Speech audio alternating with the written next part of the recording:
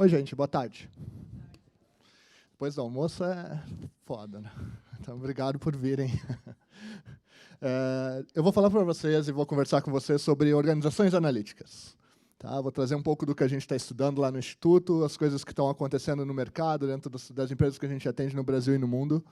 Então, eu vou, nos próximos 40 minutos, aí, contar para vocês o que está acontecendo e, no final, tento abrir para a gente fazer um papo. Tá? Só para já deixar dito agora no início também, nesse linkzinho que tem aqui, tá, nesse caminho aqui, está ficando todo o material. Na verdade, ele está até mais completo no link. Tá? Aqui está só porque eu fiz um recap para trazer para vocês. Então, se vocês quiserem acessar depois, tem material completo. Tá? Só para deixar dito também.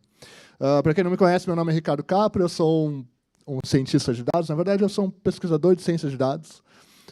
Hoje eu lidero um time multifuncional. A gente é um grupo de quase 100 pessoas no mundo hoje, tá? Uma parte nos Estados Unidos, uma parte na Europa e uma parte aqui no Brasil. E o meu habitat natural são laboratórios de dados. Tá? Então, no dia a dia, eu vivo dentro dos laboratórios, junto com o meu time, para a gente produzir metodologia para a ciência de dados. Tá? Então, a gente, na verdade, trabalha em 3 pilares principais. Tá? O primeiro pilar é estudar efetivamente o que é Big Data. O segundo, construir metodologia para usar dados dentro de empresas. Então, é metodologia para a ciência de dados dentro de organizações e empresas de uma forma geral, governo. Né? E o terceiro pilar é sobre educação. Tá? Então, que é onde a gente traz cultura analítica para dentro de grupos, empresas e outras coisas. Tá? Então, são os 3 pilares que a gente trabalha. A gente atua com diversas empresas do mundo, normalmente são empresas. Como a gente monta laboratórios, tá? Acabam sendo empresas um pouco maiores, tá? Que estão montando seus próprios laboratórios de cultura analítica, de dados, de ciências de dados. Então, a gente, aqui no Brasil, atende a Gol, Globo, Grupo Fleury, Via Varejo, Unilever, UOL, são algumas das empresas que a gente atende no Brasil. Fora do Brasil, a gente atende Google, o governo americano, o Banco Mundial, são algumas das empresas, Unilever lá também, são algumas das empresas que a gente atende fora. Tá? Então, essas empresas usam um método e um pouco da metodologia que eu vou trazer para vocês aqui. Esse slide aqui ele vem mais como uma referência, uma marcação, para eu lembrar de falar para vocês que tudo que eu vou trazer para vocês está baseado numa pesquisa que a gente faz constantemente em organizações, para ver o quanto elas são analíticas. Então, a gente tem um dashboard interno nosso para medir evolução analítica das organizações. Tá? Então, só para vocês entenderem que essa conversa vai ser por esse lado. Esse aqui é o nosso mantra, a gente sempre carrega ele, a gente gosta de dizer que tortura os dados até que eles confessem alguma coisa importante, e é isso que a gente vai falar a partir daqui. Tá? Nos últimos anos, eu passei estudando muito o processo de tomada de decisão. E isso é muito relevante a gente trazer para cá logo no começo dessa conversa de organizações analíticas, porque vai conectar muito com a evolução do processo aqui. Tá? Vários de vocês já devem ter lido esse livro ou conhecem esse livro. Quem não leu ainda, recomendo a leitura. Mas o Daniel Kahneman ele traz um conceito importante dentro do processo de tomada de decisão, tá? Que ele divide o processo de tomada de decisão em 2 sistemas. Um sistema que é considerado automático, outro sistema que é o não automático ou mais lento, mas que, na verdade, é quando a gente processa a informação. Tá? Tudo que a gente vai conversar agora é sobre o sistema 2. Tá? O sistema automático ele é muito mais instintivo do que...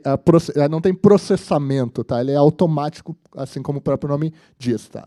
Esse aqui é onde a gente tem um esforço de consciência, de qualificação da informação que a gente está recebendo para poder tomar uma decisão. É o que a gente usa no dia a dia. Vou explicar, inclusive, isso, porque tem muito a ver com uma organização analítica. Tá? Como é que funciona o processo de decisão complexa, ou seja, o sistema 2 funcionando? Tá? Na verdade, o sistema 2 está em qualquer coisa que a gente vai fazer. Tá? Quando a gente escolhe uma roupa pela manhã, tá? A gente está usando o sistema 2 para tomar essa decisão.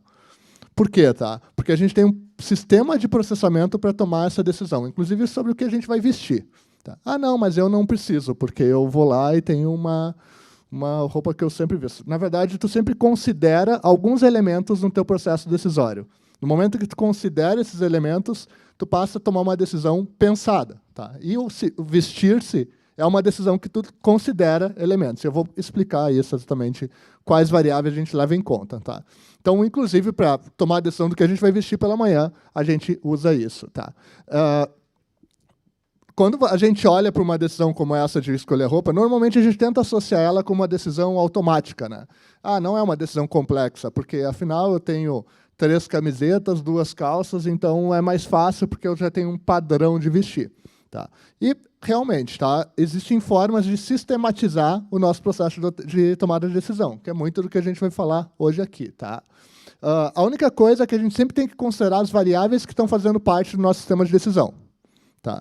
Então, quando a gente está tomando uma decisão, tem várias variáveis que estão participando daquele processo. Tá? Por exemplo, como é que está o tempo hoje, se vocês têm alguma atividade extra no final do dia, se vocês vão ir para uma festa, se vocês vão ir para uma academia, se vocês... Dependendo do que vocês vão fazer no final do dia, isso vai interferir diretamente na forma que vocês vão tomar aquela decisão pela manhã.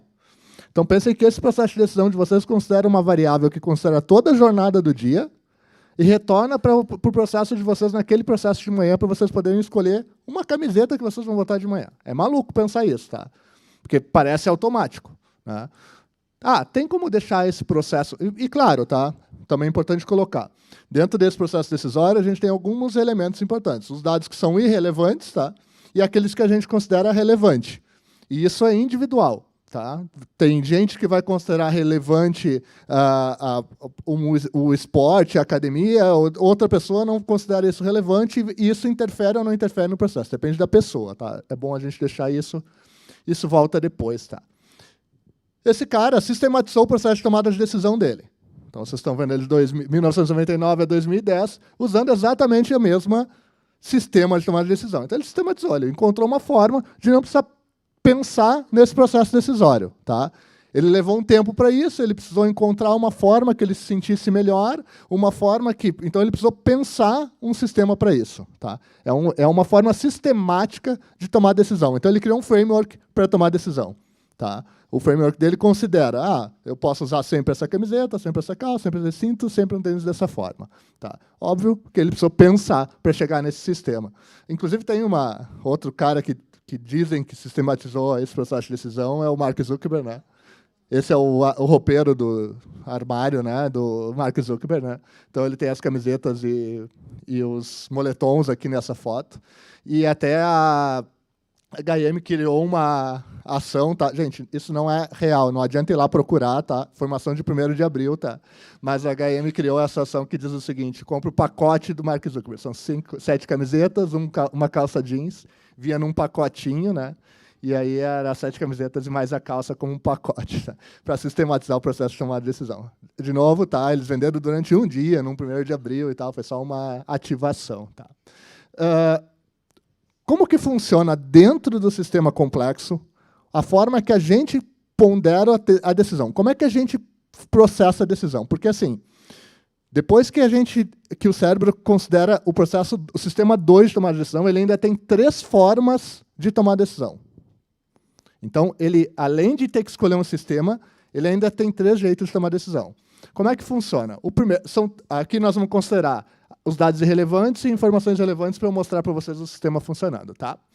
O primeiro sistema é baseado em aleatoriedade. É algo que a gente considera como um modelo criativo, tá? Onde a gente tem que tomar uma decisão criativa. Como é que ela funciona? Basicamente, tá? O sistema tenta passar por todos os pontos irrelevantes e relevantes para tomar a decisão.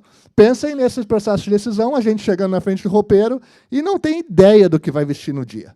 E aí vocês ficam escolhendo, não vou botar essa, aí veste uma, não é bem isso. E aí, o que vocês estão fazendo? Estão desconsiderando todas as variáveis e estão experimentando tudo. Aí, quando vocês estão prontos, vocês vão se olhar no espelho e vão dizer, estou pronto, aí está chovendo. Puxa, volta lá, considera as variáveis que tu não considerou, porque realmente tu fez de uma forma criativa.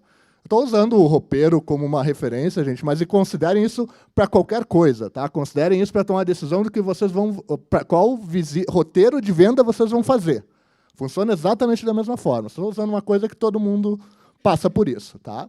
Então, o sistema aleatório é baseado em criatividade. Tá? É um processo criativo baseado em aleatoriedade, na verdade. Qual o outro sistema? O segundo sistema é uma forma estruturada. Tá? Como é que funciona? A gente já sabe quais são os pontos. Ele é um sistema mais lento. Porque o sistema criativo é muito rápido. Tá?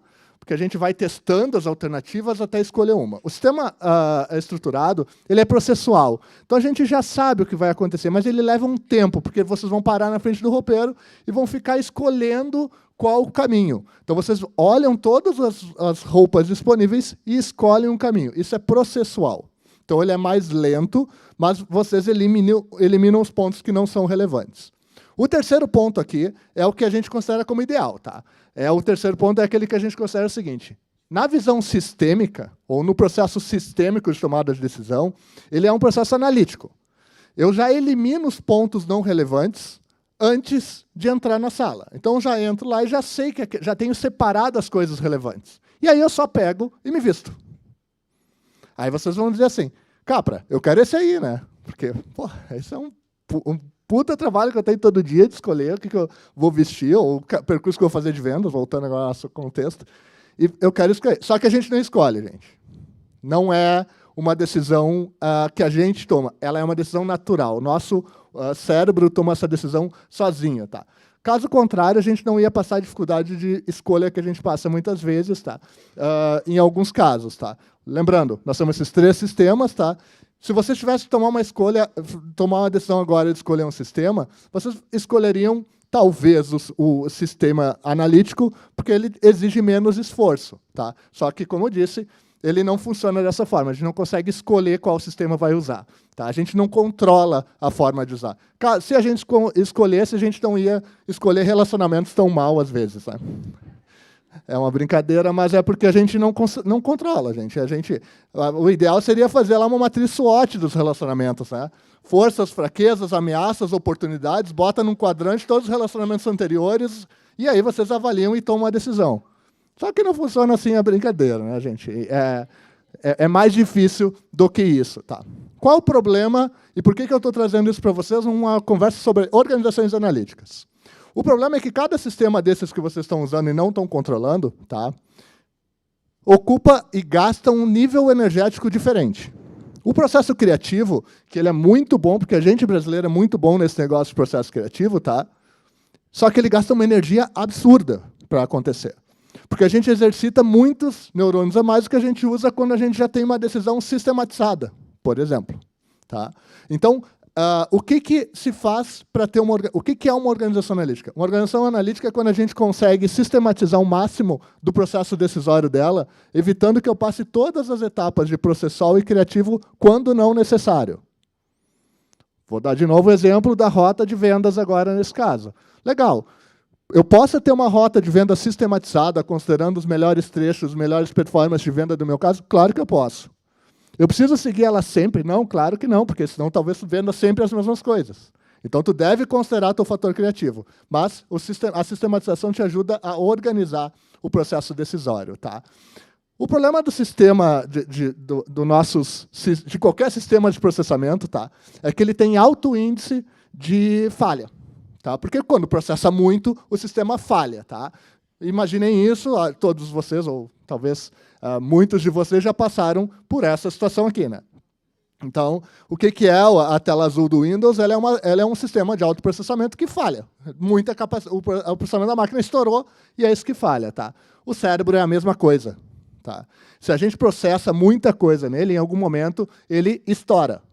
E eu vou mostrar para vocês, explicar isso para vocês, mostrando nesse gráfico aqui. Tá? Isso aqui são 1000 casos analisados, mais de 1000 casos analisados no júri americanos, um júri americano tomando decisão. Aqui é o começo do dia, lá é o final do dia. Mais para cima, decisões favoráveis para os acusados. Mais para baixo, decisão não favorável para o acusado. Em resumo, se a decisão for mais para cima, significa que o cara foi solto, estou dando menor pena, sei lá, né? E mais para baixo, o cara teve uma pena maior ou foi preso. Tá? Então, o cara ou a cara. Né? Como é que começa o dia aqui da pessoa? Tá? O juiz está tomando decisão e estão vendo que no começo do dia ela é mais favorável para o acusado. Aí vai caindo, daí ela volta, cai, e no final do dia, se vocês forem presos nos Estados Unidos, gente, não vão no final do dia para o júri. Porque está muito claro que vocês vão ser... a pena vai ser pior para vocês forem no final do dia. O que faz a curva subir? Fome. Né? A fome, na verdade, faz a curva cair. O que faz a curva subir? Recompensa. Quando a gente dá recompensa para o cérebro, snack, lanche, almoço, né, seja o que for, a gente faz com que o cérebro volte a tomar decisões positivas, nesse caso aqui, fazendo uma avaliação de um júri americano e dados reais para vocês analisarem isso comigo. Tá? O que eu estou mostrando para vocês? Esse músculo cansa. Então, o músculo de tomar decisão, já ali no começo do dia, já está ferrado. Ele cansou, parou. Tá? Isso, se a gente olhar a nossa decisão, nosso sistema de tomada de decisão, a fadiga da tomada de decisão, ele é uma queda brusca durante o dia. Tá? Imaginem, então, se vocês precisam ir num médico, não vão no final do dia também. Tá? O que acontece? Information overload. Tá? Ou seja, nosso cérebro dá tela azul. Ele está processando uma determinada quantidade de informação e, em algum momento, ele dá uma tela azul. Tá? É muito legal a gente ver e estar vivendo o que a gente está vendo hoje, ter informação abundante. Né? O problema é que a gente, com esse monte de tecnologia que está acelerando a informação que a gente está recebendo aí, né? Hoje a gente está falando de 163 zettabytes de dados, tá, gente? É uma quantidade de dados que nós vamos chegar agora em 2025, que ela é um absurdo. Tá?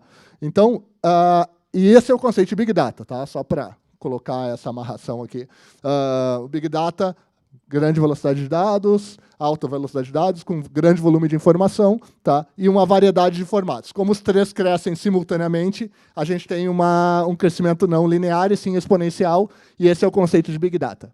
Tá? Só para a gente amarrar isso, eu acho importante na lógica. Como eu estava dizendo, a informação está em crescente. Tá? Então, a gente está crescendo todo dia a quantidade de informação que a gente recebe. E o que a gente faz? Quer consumir mais informação. A gente não quer parar de consumir informação. A dopamina fica pedindo, me manda mais informação, me manda mais informação. E isso tem um nome, é uma doença, tá, gente? O nome desse negócio, tá, a gente está viciado nesse consumo de informação, chama infoxication. Infoxication é intoxicação por consumo excessivo de informação. Quem estuda esse negócio é o David Lewis. Tá? Ele tem um nome mais técnico para a doença, que ele diz a fadiga do processo de síndrome da fadiga de informação, tá? Mas o que eu estou trazendo para vocês é que a gente entrou num ciclo e isso está prejudicando a nossa organização e o nosso processo decisório. Tá? Como é que a gente sai desse negócio? E por que a gente precisa sair desse negócio? Lá em 2025, quando a gente tiver 163 zettabytes de informação no mundo, a gente, seres humaninhos, vamos conseguir analisar só 3% de tudo que tem disponível. Como é que a gente vai escolher o que a gente vai analisar? Por onde a gente começa? Né? Como é que a gente vai fazer análise de tudo que tem disponível com a nossa capacidade limitada analítica, como sociedade humana, obviamente. Né? Nós vamos ter ajuda de máquinas, sim, vamos ter ajuda de máquinas. Mesmo assim, a definição do que analisar, como analisar e qual problema resolver, vai continuar passando pelo ser humano. Tá? Então, a gente, sabendo que tem uma capacidade humana delimitada, a gente precisa colocar uma linha para segurar isso. Tá? Isso é a ciência. Tá? Um processo de transformação de um dado bruto, não qualificado, ou grandes volumes de dados em informação, e conectar com a área de conhecimento para transformar isso em valor.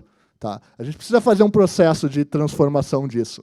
Quando a gente criar essa interrupção na linha, com a ciência de dados, a gente faz com que a quantidade de informação que a gente recebe diminua. Tá?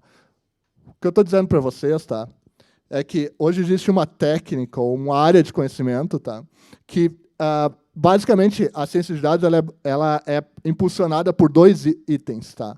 Ou por uma hipótese, tá, ou por um dado. Como assim? Eu tenho uma hipótese que eu posso fazer um trajeto melhor para casa. Tá? Então, dentro dessa hipótese, eu vou investigar, em cima de dados disponíveis, se isso é real ou não. Tá?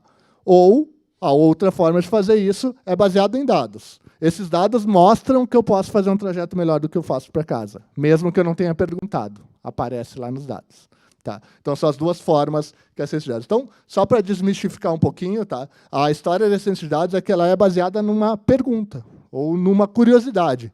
Tá. O resto são técnicas, seja matemáticas ou técnicas de tecnologia, né, programação, seja o que for, para poder tratar isso. Tá.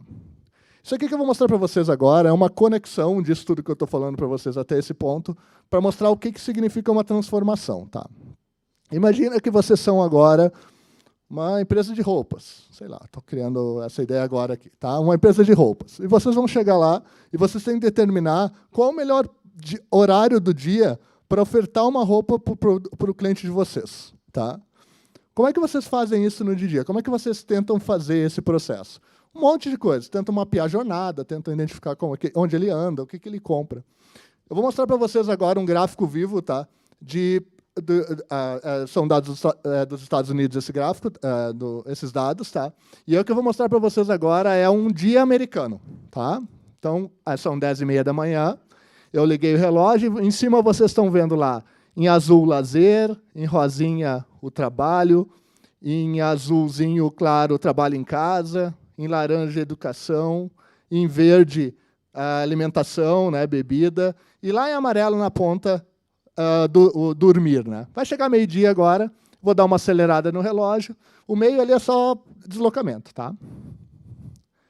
E aí o que a gente está vendo aqui nesse gráfico agora, tá, que eu estou trazendo para vocês nesse gráfico, é um comportamento ativo americano durante um dia. Tá? Então, vocês estão vendo aqui todos os hábitos conectados às 2h40 da tarde, tem poucas pessoas praticando esporte e poucas pessoas dormindo. Tá? A gente pode ver que a maioria das pessoas está trabalhando ou em deslocamento. Lá nos Estados Unidos, vai chegando 5, 4h30, 5, muitas pessoas se deslocam para as atividades de lazer delas, ou então começam a ir para comer, beber, né?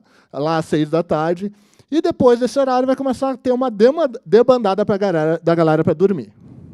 Vocês vão ver agora o deslocamento.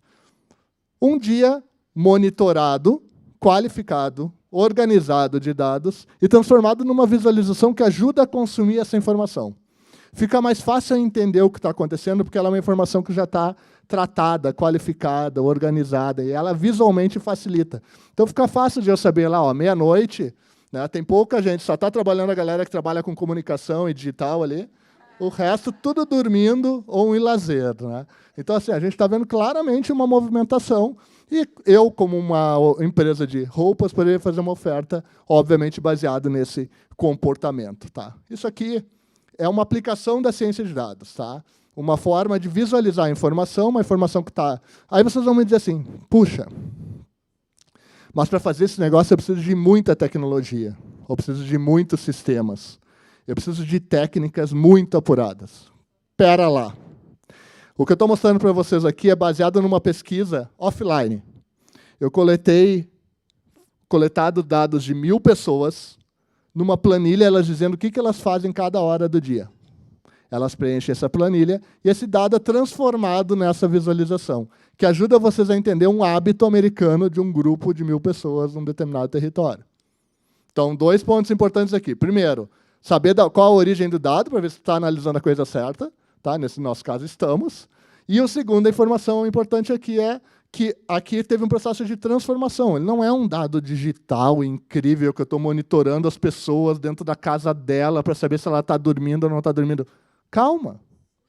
Tá? A gente tem informação mais qualificada que as pessoas podem nos gerar e a gente, com essa amostra, pode tomar uma decisão. Então, às vezes, a gente está amplificando muito, vou usar melhor um sistema de tecnologia, quero fazer uma análise avançada, usando rede neural.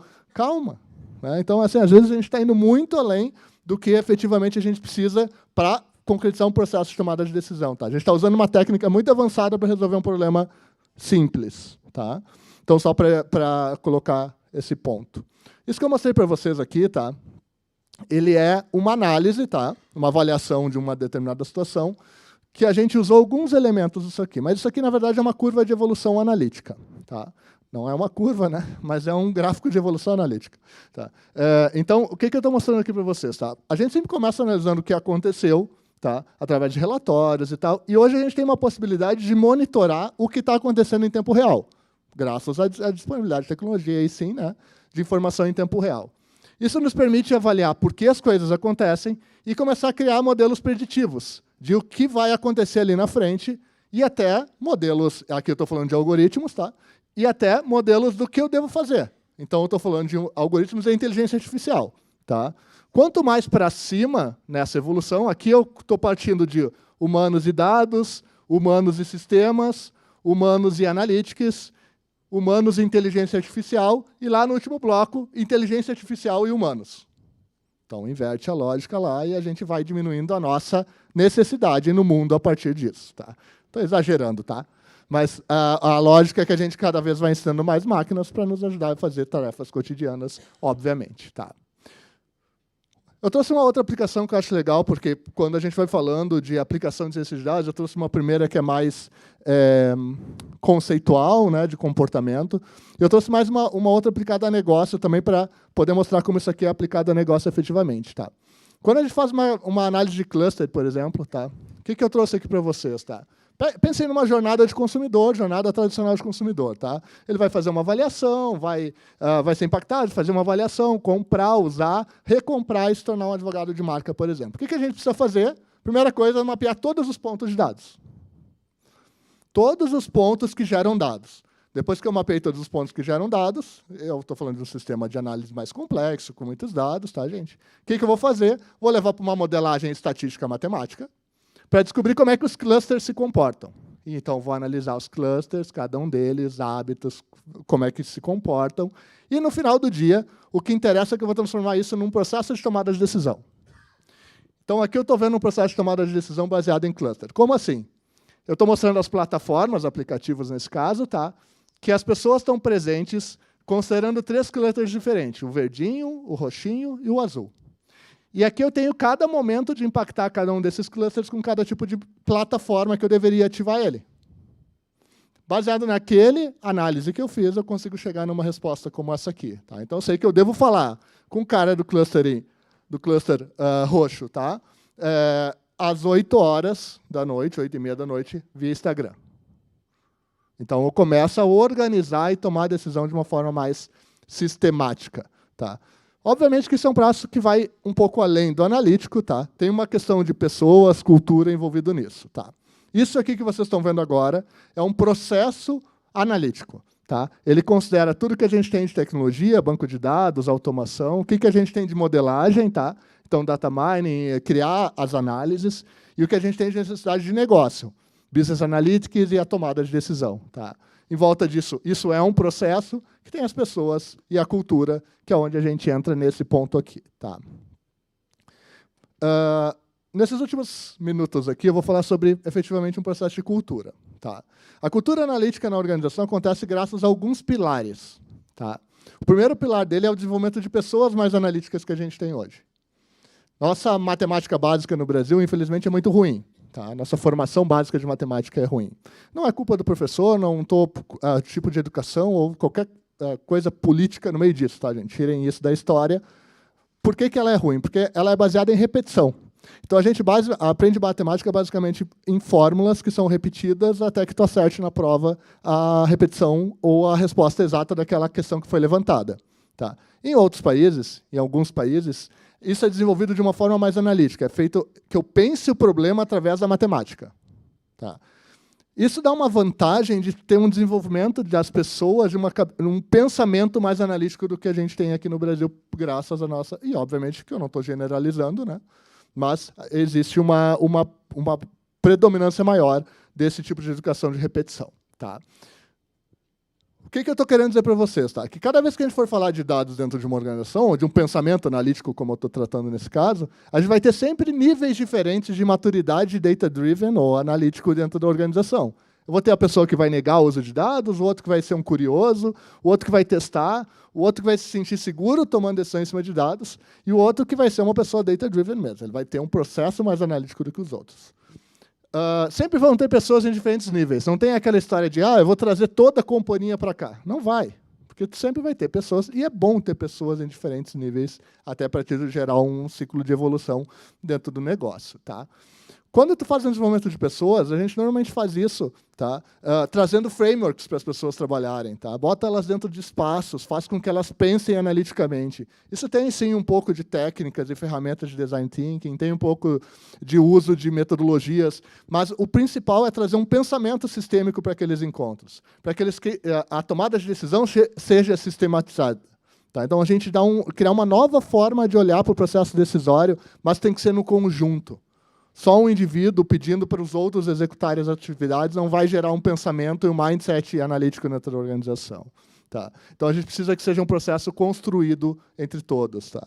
Isso aqui é um grupo trabalhando dentro de um processo de construção de data vis. Então, eles estão construindo quais as visualizações que eles se sentem melhor para consumir informação. E isso vira um dashboard, um sistema ou até um gráfico que ele analisa dentro de uma planilha impressa. Não importa. Esqueça a tecnologia. Eu estou falando de mindset analítico e não de tecnologia. Tá?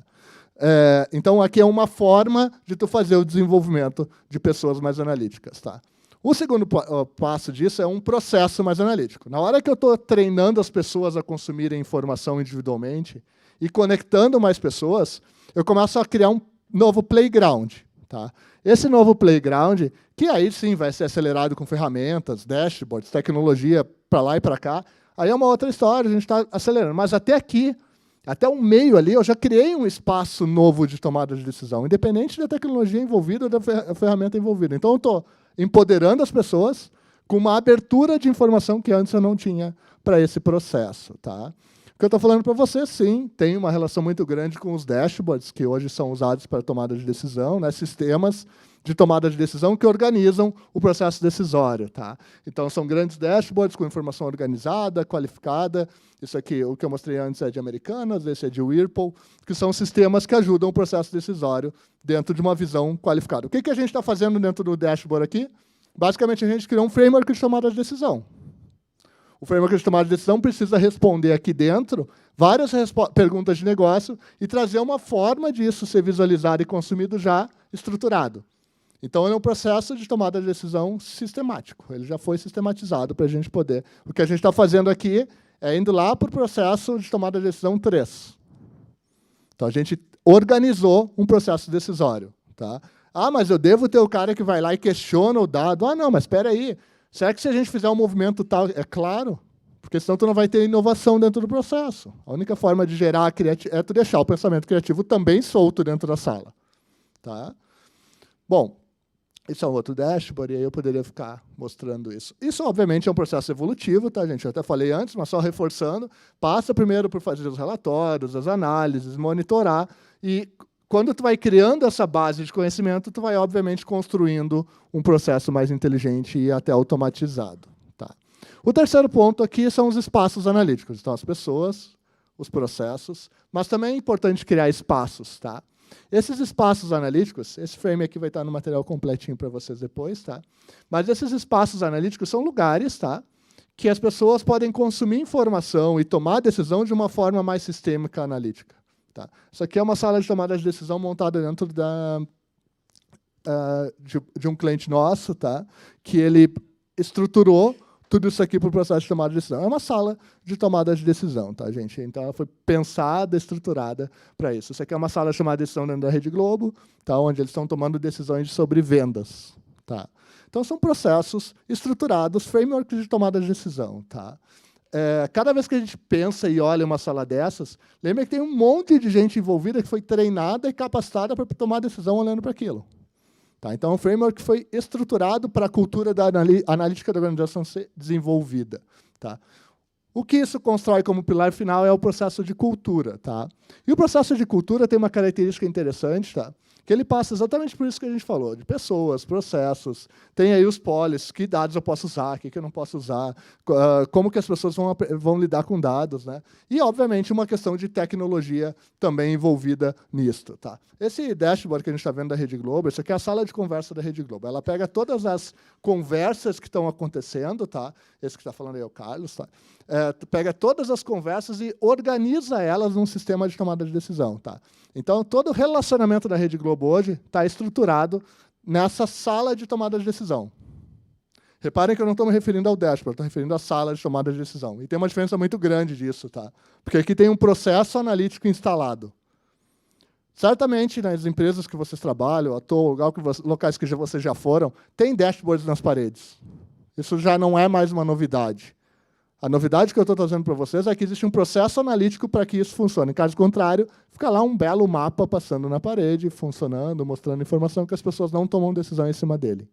Tá? Então, precisa criar um mindset analítico em torno disso. Tá? Esse modelo aqui de mais dados, vai ter melhores analíticos, vai criar melhores produtos e mais consumidores, é o modelo da Amazon, tá, gente? A única coisa que eu coloquei e incrementei aqui nesse modelo é colocar que, para esse processo acontecer, não adianta eu ter mais dados se eu não tiver pessoas preparadas para criar melhores análises. Se eu não criar um processo, eu não vou criar melhores produtos. E se eu não aprender com isso, eu não vou ter mais consumidores. Tá? A tecnologia só faz a máquina girar, mas ela é um dos elementos. Primeiro, o mindset analítico. Lá, por final, a tecnologia analítica. Tá? Então, só trouxe a imagem para reforçar isso, tá, gente? Bom, tudo que eu falei para vocês é isso, tá? Com uma qualidade de dados melhores, eu vou criar produtos, vou criar times, um processo mais analítico até que eu tenha uma mentalidade, uma evolução analítica. É uma escadinha para a gente poder construir isso, tá? Na primeira fase ali, a gente está construindo os pilares de sustentação até que eu comece a melhorar a performance do meu negócio. Reparem que o cinza só começa a acontecer através de analítico, do processo analítico, aí começa a melhorar a performance do meu negócio. Antes eu estou construindo a estrutura, tá? Isso é uma coisa importante da gente considerar. Uma coisa importante também é o seguinte, tá? 14% disso são sistemas, o resto é gente. Tá? Então, calma com a história da inteligência artificial, ela não vai resolver as coisas sozinhas. Tá? Bom, uma história importante sobre isso, e até o colega me perguntou quando eu cheguei aqui, como é que vai ser agora ciência de dados com inteligência artificial, executando as tarefas e tal? Bom, eu gosto sempre de trazer imagens dos cientistas de dados do unicórnio. Né? Todo mundo pensa no cientista de dados como alguém que faz tudo. É o melhor cara da ciência da computação, o melhor da matemática e estatística e o melhor do conhecimento de negócio. E, óbvio, se você já viu algum unicórnio, tire uma foto, mande para mim que eu quero ver também, porque, assim, não existe, gente. A gente não tem ninguém que seja perfeito em tudo isso. Então, ele sempre é um time completo para executar essa tarefa. Tá? Então, a gente tem que complementar as competências. Só para vocês terem uma ideia disso que eu estou falando, isso aqui é um mapa que mostra os 206 skills para ser um cientista de dados unicórnio. Tá? Então, cada uma dessas aqui eu tenho business, aqui eu tenho culture, lá eu tenho science e aqui eu tenho tech. Então, estatística matemática, tecnologia, programação, negócios, business analytics e tomada de decisão, e cultura efetivamente. Quando vocês pintarem todos eles no mapinha, vocês vão ser os cientistas de dados unicórnio. Tá? Se vocês pensarem nas formações básicas, né, a gente pode pensar a ciência lá, estatística, matemática, 5 anos, tecnologia, 4 anos, 9, mais business vai dar aqui 13, uns 15, 16, 17 anos vocês estarão formados como cientistas, não como cientistas de dados completo, porque vocês vão precisar praticar, né? Uns 15 anos praticando, aí algumas coisas vão ter ficado velhas, vão ter que aprender de novo. Resumindo, esqueça essa ideia dos cientistas de dados ser completo, tá, gente? Pensem num time. Bom, o meu recado final, tá, é o seguinte. Se o presente é digital e a tecnologia atropelou tudo que tinha pelo caminho, inevitavelmente o estoque que está ficando dessa tecnologia são dados. Por isso que o futuro inevitavelmente vai ser mais analítico do que a gente tem hoje, e, na verdade, talvez seja o único caminho possível pós-tecnologia, análise. Eu vou dar um exemplo prático disso. Quando eu vim para cá hoje, ou quando eu viajei para cá, tenho dados da minha saúde sendo monitorados aqui. A frequência cardíaca, meus passos que eu dou, onde eu me desloco, a minha prática esportiva através do relógio que fica monitorando a prática esportiva. Vocês vão entregar todos esses dados aqui para alguém analisar para vocês? Ou vocês também vão querer saber olhar para esses dados hoje? Quando vocês buscam um exame hoje numa clínica de saúde, laboratório, né? Vocês pegam os dados desse exame e qual é a primeira coisa que vocês fazem? Vocês vão olhar e o que vocês vão fazer? Vão botar no Google para ver o que aquilo significa. E o que vai acontecer a partir do momento que vocês botarem no Google? Vocês vão ficar doentes. Porque vocês vão achar uma doença que cabe naquilo que apareceu no exame de vocês. Né? O que eu estou dizendo é, toda essa informação não necessariamente trouxe curadoria para a gente. A gente precisa dos especialistas, é isso que eu estou trazendo. E a cultura analítica, tá, ela vem para complementar toda essa tecnologia e tratar isso. Todos esses dados precisam ser analisados. Todo mundo vai ser analista de dados. Tá? Nós não temos como escapar disso. Tá? Nós vamos usar softwares para isso, é claro, né, gente? Nós vamos usar as tecnologias disponíveis. Agora, nós não vamos ser as pessoas que vamos criar o software. A gente precisa saber analisar o dado.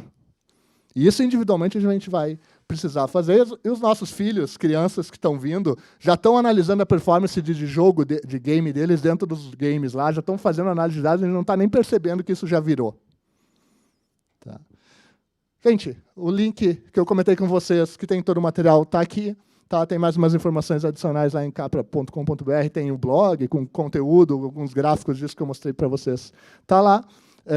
Meu tempo está encerrando exatamente nesse momento, mas eu posso abrir para 2 perguntas. Posso abrir para 2 perguntas, então se alguém tiver uma pergunta... esse aqui é o material que mostra o Infoxication, também está no mesmo caminho, vocês acham tudo lá. De qualquer forma, gente, obrigado, tá? E se alguém tiver uma pergunta... Voltar um slide, por favor. De nada. Eu passo para ti aqui, então. Você tem alguma demanda de identificação de soft skills das pessoas? Eu digo porque a gente tem hoje vários profissionais. A gente tem o futuro do trabalho, a gente está indo para uma direção e a gente tem, hoje, no Brasil, muita gente que não está preparada para essa transformação digital. Uhum. Então, vocês têm alguma ferramenta que consiga identificar quais são os soft skills que poderiam colocar essas pessoas no caminho de se desenvolverem para uma transformação digital inclusiva? Eu não acredito que uma transformação digital, por não ser tanto nossa área de estudo, porque expande muito. Especificamente dentro do desenvolvimento analítico, tá? Esse mapa aqui ajuda bastante, tá? Porque ele já tem as principais pilares, tanto como ferramenta como conhecimento. Tá? Ferramenta não necessariamente estou falando de um software, mas da técnica de aprender uma determinada ferramenta. Tá? Então, por exemplo, a gente fala de linguagem R aqui, tá? Mas não é porque tu precisa saber o R, é porque tu precisa aprender o que significa programar numa linguagem como essa, porque ali tu faz um tratamento de informação. Tá? Então, acho que esse é um bom caminho. Ela não é uma pesquisa oficial ainda, a gente já tem algumas coisas disponíveis sobre ela, mas ainda não está o material completo disponível, que está saindo em breve. Tá? Deixa eu passar aqui para ti.